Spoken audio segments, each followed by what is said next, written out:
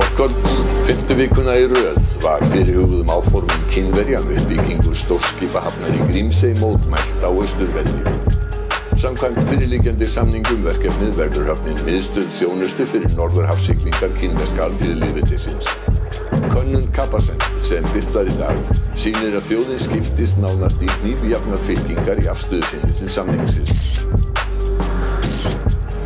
Til harðra orðaskipta kom á Alþingi í dag vegna fyrirliggjandi samnings stórfellda uppbyggingu kínverskra yfirvalda í Grímsey.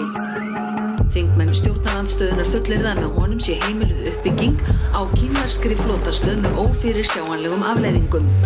Stjórnarþingmenn segja að ekki sé hægt að líta fram hjá efnahagslegum ávinningi samningsins sem myndi til lengri tíma skila 150 milljörðum bandaríkjadala í ríkissjóð.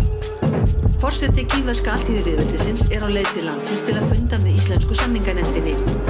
Stjórnmálaskýrendur segja heimsóknina merki þann þunga sem yfirvöld leggja á að árangur náist og uppbygging geti hafist sem fyrst í Grímsey. Forsætisráðherra segist vongóður að samninganefndirnar nái saman en samkvæmt heimildum fréttastofu ber enn mikið á milli.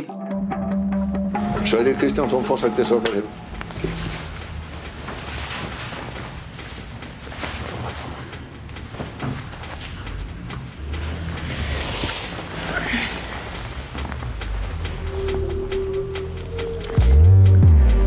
Ég hef allan daginn og hefur áhuga.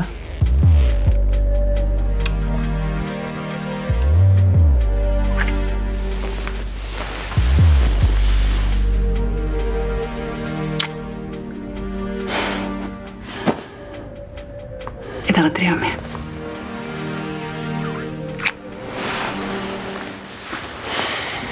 Busy dagur. Það verður ykkur að stjórna þessum köllum.